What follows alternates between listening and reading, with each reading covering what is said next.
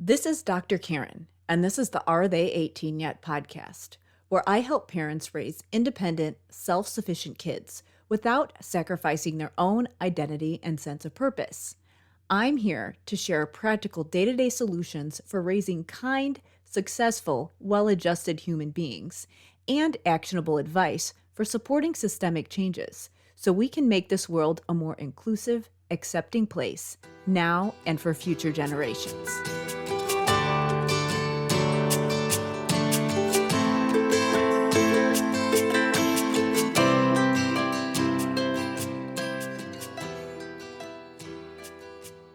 Hey there, it's Dr. Karen, and welcome to episode 49 of the Are They 18 Yet podcast. In today's episode, I am going to talk about the appeal to nature fallacy. So in a previous episode, I talked about cognitive biases, and I talked about it within the context of some of the cognitive distortions that people with ADHD or other related conditions sometimes experience that kind of gets in their way of being able to work through challenging situations, non-preferred tasks, and just get things done, as well as just their outlook on life and what they expect and think that they can do for themselves. A lot of times there's a self-fulfilling prophecy. So I talked a little bit about that. But the appeal to nature fallacy is a little bit different. And so today I'm going to talk about how this relates to the whole conversation around executive functioning, ADHD, autism, or some of the other disabilities that I have discussed on the show. So if you want to be able to make good decisions about how to support your children or your clients, then it is really important to make sure that you are aware of these biases because you might be able to recognize them in other people when people are explaining things to you, different types of treatment or types of intervention, or just day-to-day types of routines or regimens that you might partake in. It's also really important to be aware so that you know that you aren't falling prey to these fallacies as well, because it's really easy to get sucked in. We're humans. All of us experience cognitive biases in some way. So we want to just be aware that they exist so that we can make good decisions. So before I get into that, I am going to today talk a lot about, again, executive functioning and how we can support our children and how we can use different strategies to create structure in the environment so that we can, number one, set the stage for learning and growth to take place. But number two, once we've done that, to be able to teach specific skills. And so I wanted to share information about a program that I have for both practitioners, so whether it be speech pathologists or teachers who are supporting kids who need to work on executive functioning, as well as parents who want to support kids in the home environment and work on these skills.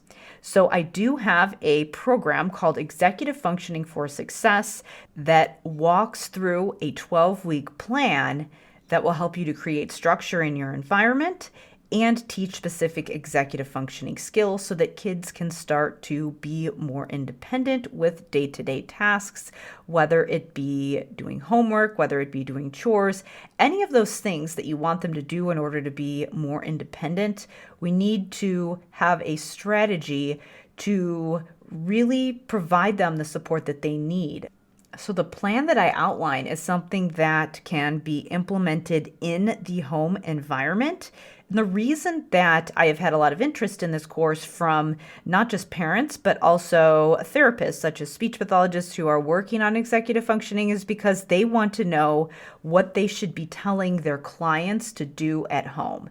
And really, when it comes to executive functioning and building those independent skills, it has to be a team effort between parents and professionals. So that is why this information is really important to anyone on board in supporting that child. So I will give a little bit more specific information as I go through this episode about what type of skills and what specific areas you might want to focus. But if you want to check out that program and get a 12-week plan to start creating the environment and building the skills that your kids need to support executive functioning, then definitely feel free to check it out. To go to the sign-up page for that program, just go to drkarenspeech.com/executive functions. Again, that's drkarenspeech.com/executive functions.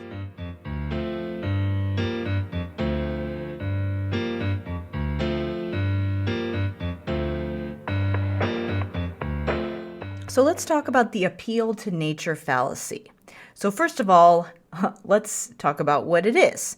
So the appeal to nature fallacy is the idea that natural is better and that things that are not natural are bad. Natural has been one of those buzzwords that people just automatically associate with being good for you or, again, better than something that is man-made or created. It's kind of like the word organic. Now, is organic sometimes better? Sure, but there are a lot of things that are organic that aren't good for you. For example, I remember seeing a package of organic sugar or organic marshmallows or something like that. There are a lot of things that are made that technically fit that mold, but aren't necessarily good for you. So when it comes to things that are, quote, natural, the same thing applies. Now, as I'm recording this episode, it's February 2022, so one of the biggest debates that's going on right now is surrounding vaccines. Again, the appeal to nature fallacy comes up a lot in the vaccine discussion because vaccines are created by people. So by that definition, people don't consider them to be natural. And some people use the argument that because they're not natural, they're not good for you. And that isn't the only argument that people use, but the appeal to nature fallacy is definitely in line with a lot of the arguments made in that movement. So I wanted to just be clear that this episode is not going to be against vaccines. I just brought that up because it is a very hot topic as I am recording this episode. And so I just gave that as one example because it's something that's coming up a lot now. But what I actually am going to get into today is I will give some specific examples about how this fallacy comes up with regards to people who might need to work on executive functioning.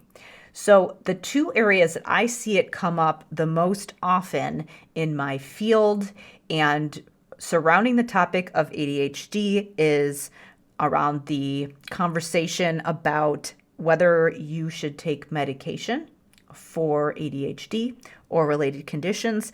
And then I've also see it come up a little bit when it comes to just some of the specific interventions. So I'm going to dive into each one of these one at a time and give some specific examples. So let's first talk about the conversation around medication. So I am a speech pathologist, and my role in this whole process is that if I am working with a client who has some issues with executive functioning or language or communication, some type of functional skill, my role is to provide therapy that teaches specific skills that help to create new connections in the brain and that help teach those skills in a way that allows the individual to improve their level of functioning, whether it be improving their language skills and their vocabulary so that they can perform better in school, or whether it be improving some of those skills and then additionally some of those executive functioning skills that allow the person to be more independent, a better problem solver, and just overall better able to get through the day and succeed at the tasks that they need to do. So those methods that I would be teaching would involve doing specific exercises that are going to improve some of those things that are going on neurologically, because doing behaviors and training yourself to think a certain way or doing some type of skill over and over again does create connections in your brain. So that is the angle where I am coming from. So when it comes to the topic of medication, I would not be a person who would be saying, yes, you should be on medication. I would not be the person prescribing medication, but because the ability to pay attention and focus does have an impact on how someone might respond to the things that I would do. Because of that, I am often involved with families who have to make that decision as to whether medication is something they want to do. So it typically comes up, whether it be because I mention that the child is having a hard time paying attention and that they should bring it up to their doctor to just have conversations about different options, not always medication, or whether it be that they bring it up to me and ask, should I pursue this? And then we have a conversation that way. So my role in the process is to help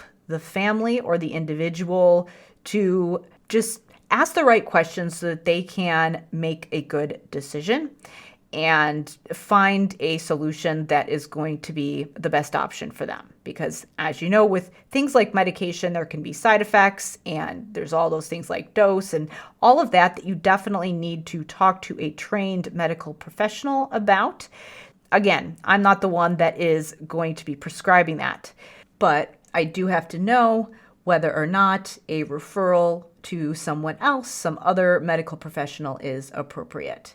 And if I were to have a client who did go on a medication, a lot of times the person prescribing it wants to know, hey, how are things going? Is it working? So I have to keep an eye on before and after to just let them know if there is a change in behavior. So that is the angle where I come from.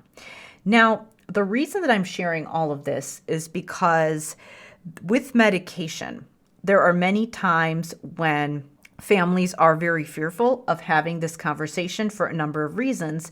And that's because there is a lot of shaming going on and misinformation out there when it comes to this topic. I've seen it on both extremes, where on one end we have people who say, why don't you just put your kid on medication? They're so out of control and misbehaving, and we know it works. Why don't you just put them on medication? That's not very helpful because people tend to feel pressured, and there are many times side effects and other things to consider. It's not an easy decision to make, so it doesn't really help if people feel pressured like they have to, like it's not really their decision. It really is more helpful if people feel like they have autonomy. And then on the other side, there's shaming on the side of, how could you give your child that medication? It's poison, it's not natural, and those kinds of things. And I think a lot of adults who are on medication for one reason or another, whether it be ADHD or whether it be something like anxiety or a medication, I think there is a lot of shaming going on because people feel like it's not natural, and so there's something wrong with them, or they feel like a failure because they don't know how to function if they're not on medication. And that's not helpful either.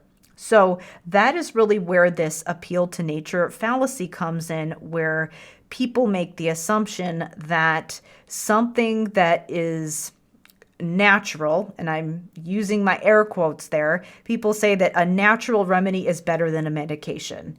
Well, that's not always the case. The first issue is that it's kind of hard to define what natural is. And I'm going to give some examples of medication alternatives that are out there that are sometimes considered natural, but you'll kind of start to see why it gets a little bit fuzzy and why this is kind of a fallacy in thinking. Let me just list some of the things that are often categorized as natural treatments for ADHD. So there are things like diet. So saying if you change your diet, your ADHD is going to be magically fixed. A lot of people do some work around sleep hygiene as well. Sometimes people do different exercise routines, or there are different lifestyle things like meditation, hypnosis, and then sometimes, and this one's a little bit of a gray area, I'll get into that in a few minutes, but doing specific exercises that are supposed to improve your attention and focus.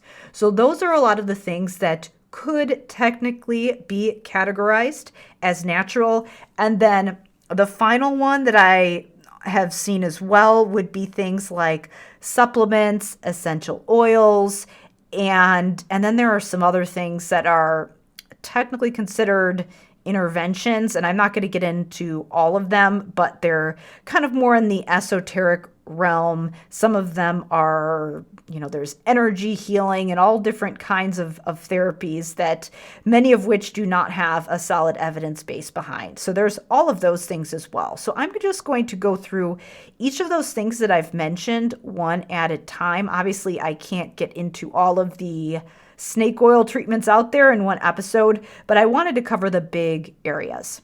So let's start with diet.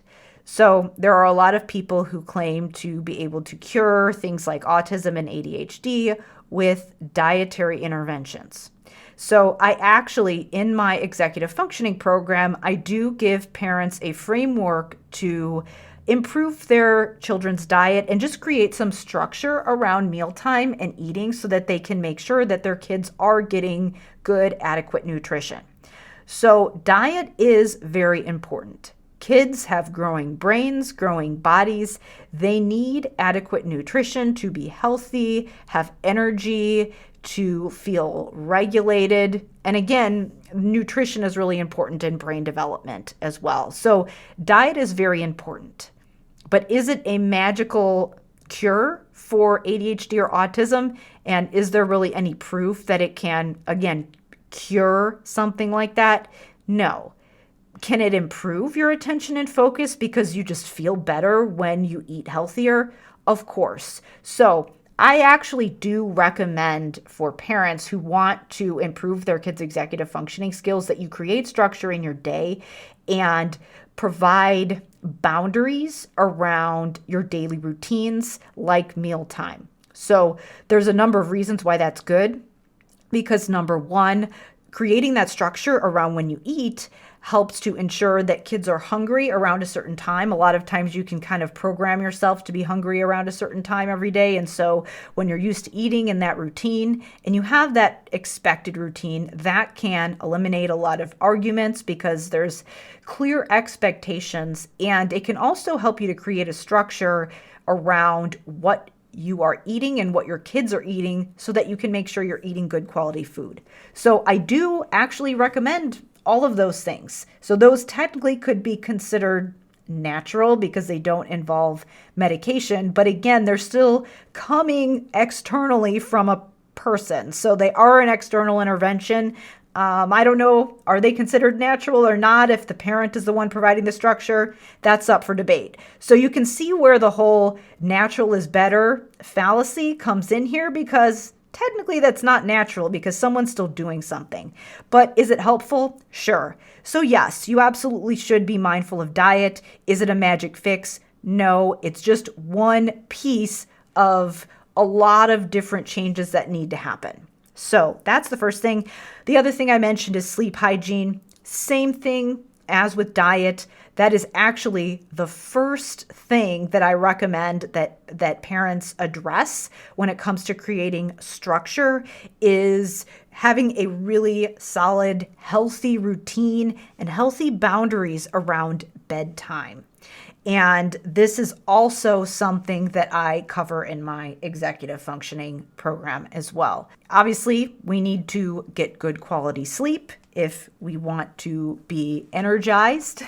And so when there is a good bedtime routine and there are boundaries around what you're doing before bedtime, things like screen time, that is going to improve the overall structure of your day. And it's also going to help with energy and focus. Again, magic fix? No, but is it super important in the long run? Yes. Things like diet and sleep, those are things that are really things that are focused on the long game. You're not going to just see this magical, like you flipped a switch and everything's better, but over time you will see the effects. So those are things that really you might not see the impact of for months, years, whatever. Because again, if you had solid bedtime routines and you learned good structure around mealtime as a child, a lot of times you do carry them into adulthood. Sometimes people do see a big turnaround, especially if mealtimes and bedtime are a big stressful time during the day. Sometimes just creating a solid routine around the one problem area in your day does make a big impact on the other days. But many times making these changes, it's just there's a bunch of little small changes that do add up over time. So I know that's not always what people want to hear, because when they're stressed, they want something that is going to give them results right away. But again, those are things that are technically natural, but they do require some kind of external intervention from the outside. So if you are wanting some, quote, natural interventions, those are definitely good things to do. I would categorize them more as environmental interventions rather than natural interventions, because again, just semantically, it's a little bit confusing and misleading. Some of the other things could include just, exercise. Of course, exercise is good for the same reasons that diet and sleep are good. And then also working on specific skills. I will get to that one in a few minutes. What I wanted to talk about before I moved on was things like supplements and other herbal types of remedies. So with those types of things, I have actually had some interesting conversations with medical professionals about this on both sides of the argument here. So full disclaimer, I do take supplements. I take things for immune support. I take things for joint support. And all of the things that I take, I have had at least some kind of a discussion with some medical professional about them. So again, I'm not against supplements because I use them myself. But what I am against is implying that supplements are natural, because that is what is often sold to people who are wanting a, quote, natural intervention. A lot of times people say things like, oh, there's, medications are from pharmaceutical companies and they're synthetic, and this supplement over here is natural. Well, no, it's not. Anything that is in pill form is not natural, just like a medication. Now, a lot of times people think, oh, well, the things come from nature because they're herbs or whatever they are. But the fact is that they are also processed in some way. So that doesn't mean that they're bad. It doesn't mean that they're good. It just means that we can't automatically assume that one is bad and one is good, because that's not always the case. Now, there are a lot of supplements out there that people claim can improve focus and increase cognitive performance. Again, those things, you just have to be careful and you have to have a conversation with a qualified medical professional, because some of those things do contain ingredients that can cause issues if you're not careful. So if you are going to do medication or supplementation, you should do it under the care of a qualified medical professional, and you shouldn't assume that either one is or isn't natural, because neither one is natural. They are both processed in some way, so they both probably include ingredients that you are unaware of, and you might not be aware how you react to them as far as toxicity levels and things like that. And again, with supplementation for ADHD and autism, is there a chance that some of those things can help with whatever it is you're experiencing? That is possible. Is it going to be a magic quick fix? No. So we just need to keep that in mind. With supplements, I kind of place that in the category of diet because a supplement is exactly that, a supplement. It's not meant to replace a healthy diet and a healthy lifestyle, and it is something that is meant to be above and beyond. Again, supplemental in addition to. Now, there are other things that are in the category of homeopathy. And what I'm actually going to do here is in the show notes, I'm going to link to an episode from the Unbiased Science podcast where they discuss this topic in depth.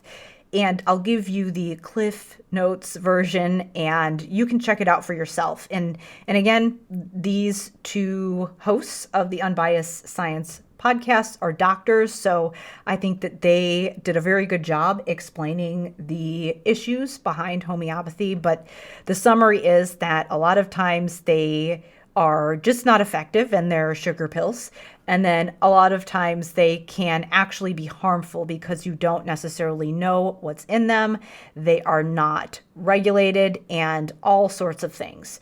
So and then the final thing that sometimes happens when people use these natural interventions things that they think to be natural and not harmful is that they delay getting intervention that actually does work. So that is a problem as well. So check out that episode. I'm going to link to that in the show notes. But again, the reason that people sometimes try those types of things is that they think that medication is bad because it's not natural. And these other things, people are telling me that they're natural, so that means that they must be better. That's not always the case. It's a lot of times it can actually be harmful or at the very least just ineffective and a waste of time and money and just delay you getting the help that you actually need that is going to make a difference. So before I switch and talk about the second thing, which is the idea that behavioral methods are somehow not natural, I wanted to share, if you haven't checked it out, there is a book by Jon Krakauer called Into the Wild. It's also a movie, but it is about a man named Christopher McCandless who in his 20s decided to be kind of an adventurer, a nomad, and just live off the land. And so he actually was just, living out in the wilderness. And he ended up, when he was in his 20s, dying because he was living out in the woods and he ate some kind of a plant that made him so fatigued because it poisoned him. So he was so fatigued that he wasn't able to get out of the woods and get back to safety, and he starved to death. So that seems like a very morbid tale, but the whole point behind that is that he was living off the land. He ate something that was natural, that came out of nature, and it killed him. There are a lot of things in nature that can kill us. Something like cyanide that's in apple cores is something that is natural. That can also be poisonous. So just because something is natural does not mean that it is automatically good. Personally, I love being out in nature. I like hiking. I like camping. All of that is great, but I am also aware that there are certain things out in nature that could kill me if I'm not careful. So nature can be wonderful if you want to enjoy it and you want to enjoy the outdoors, but you just have to know that everything in nature doesn't automatically mean that it's wonderful and great and good for you. So I'll also link to that book in the show notes as well. Again, it's called Into the Wild by Jon Krakauer. If you haven't checked out any of his books, I highly recommend them. They're typically about accounts of true events experienced by either him or people that he's interviewed. He's a journalist, basically. So he's got some really interesting books. Again, that's Into the Wild. And again, it's a good example of the appeal to nature fallacy right there. What I wanted to wrap up with is just the discussion of behavioral methods, meaning just teaching your kids specific skills and setting clear boundaries in their day-to-day environment. Where I see the appeal to nature somewhat creeping in to this conversation is that a lot of times people will say, oh, just let kids figure it out for themselves. They'll learn things naturally. Don't be a helicopter parent. They'll just figure it out. And the fact is that kids with certain things like dyslexia, ADHD, autism, there are many skills where they need some scaffolding and support in order to learn those skills. And those certainly aren't the only conditions, but there are many times when if a kid is struggling with language, if they are struggling with executive functioning, they need some external assistance and guidance in order to learn those skills. Sometimes things that people just learn implicitly on their own without somebody explaining it to them. Sometimes kids need those skills taught to them directly. So you might have just intuitively figured out how to go upstairs and clean your room. That doesn't mean that your child is going to figure that out on their own. They might need you to be more direct with them. So if you have a child who is struggling with executive functioning, they are probably a child that needs certain skills taught to them directly. And the fact that they need that doesn't mean that there's something wrong with them or that it's bad. Needing something explained to you, there's no shame in that. So again, that's that fallacy there where we're thinking that things are just going to magically work themselves out or natural is better. There's actually quite a bit of evidence to the contrary that kids do need you to walk them through those specific steps and also model how to think about tasks in their day-to-day environment strategically. So with the cleaning the room example, you might not be able to tell your child, go upstairs and clean your room, and then 30 minutes later you go up and the room is magically clean.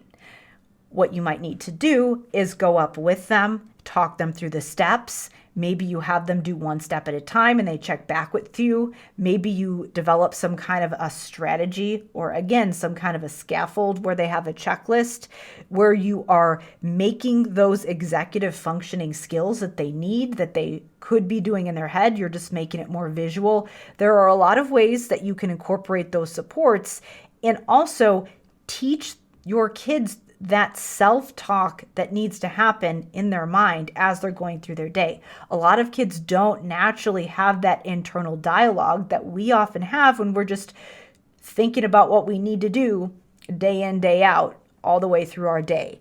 So you as the parent, you as the therapist should be modeling those things. If your kids are not catching on to it, quote, naturally, the fact that you need to do that is totally fine. It just means that they need something else. And then I wanted to wrap up by talking about another kind of a fallacy. It's kind of like the word organic. Again, we kind of assume that it's better and it's always good. And that is the term child-led. A lot of times people say, oh, we shouldn't force kids to do things. It should be child-led. And if it's adult-led, then it's bad and it's just about what the adult wants and we're being too controlling. And if it's child-led, everything is good and it's great. Well, child-led does not have to mean that the child is running the show. In fact, if you have a child who does not have fully developed executive functioning skills, and honestly, that would be every child because executive functioning isn't fully developed until the early 20s. But as I was saying, because we know that children do not have a fully formed brain, the areas of their brain that are involved in critical thinking and problem solving are still developing. That means that we're not going to hand the keys over to them. There's a reason that kids can't drink alcohol or drive until a certain age. So that means that we might be providing that structure as adults. We should be providing that structure as adults who have more developed executive functioning skills than our kids. But child-led, what that actually could mean is just that we're thinking about our kids. We're giving them some autonomy and choices. For example, kids can definitely indicate preferences. We can keep our kids' interests in mind. We can keep our kids' sensory profile in mind. We can keep our kids' needs in mind. Again, with the example of executive functioning skills, we're keeping our kids in mind by having an understanding of where they might need support. So that, in a way, is child-informed, meaning that we're thinking about the child's needs and wants as we are doing whatever we're doing. We're thinking about their well-being, but it doesn't mean that we're just giving them free rein about what's happening. And I think a lot of times people take that too far with the child-led fallacy. It doesn't mean it's a free-for-all. It doesn't mean that there aren't boundaries. I mean, if there weren't boundaries, kids would be eating ice cream for dinner and never going to bed. And that would be terrible. That would have devastating outcomes for everybody. You'd have a very crabby, tired kid.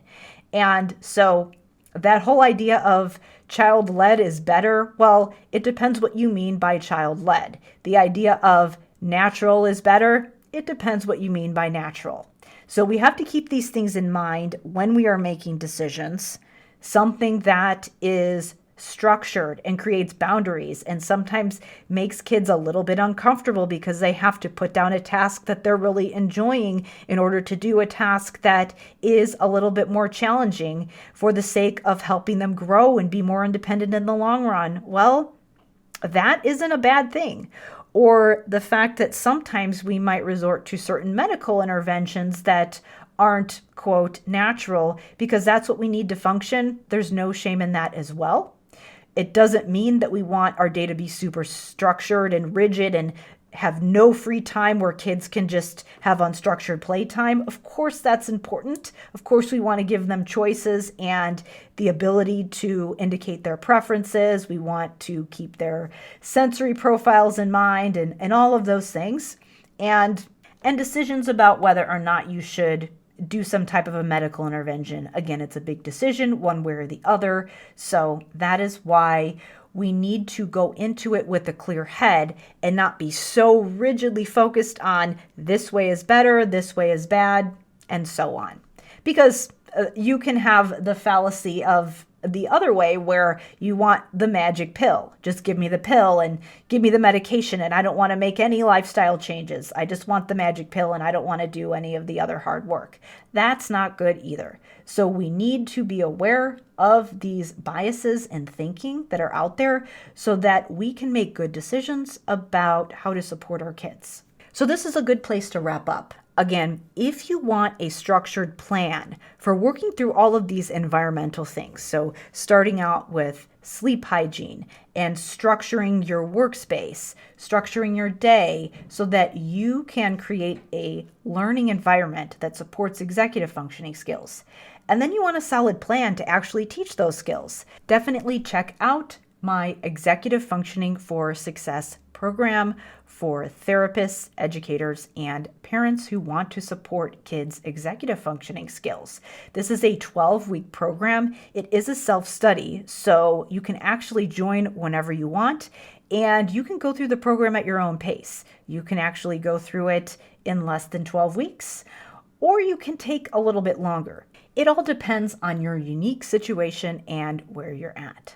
So to check out Executive Functioning for Success, go to drkarenspeech.com/executive functions. Again, that's drkarenspeech.com/executive functions. Thank you so much for listening. Again, remember that it helps us out so much if you leave us a 5-star rating and review on Apple or wherever you listen to your podcasts. And additionally, if you think this information would be valuable to a friend, family member, or colleague, feel free to share this episode with them or let them know about the Are They 18 Yet podcast. So for now, we will wrap up. Thank you so much for listening, and I will see you in the next episode.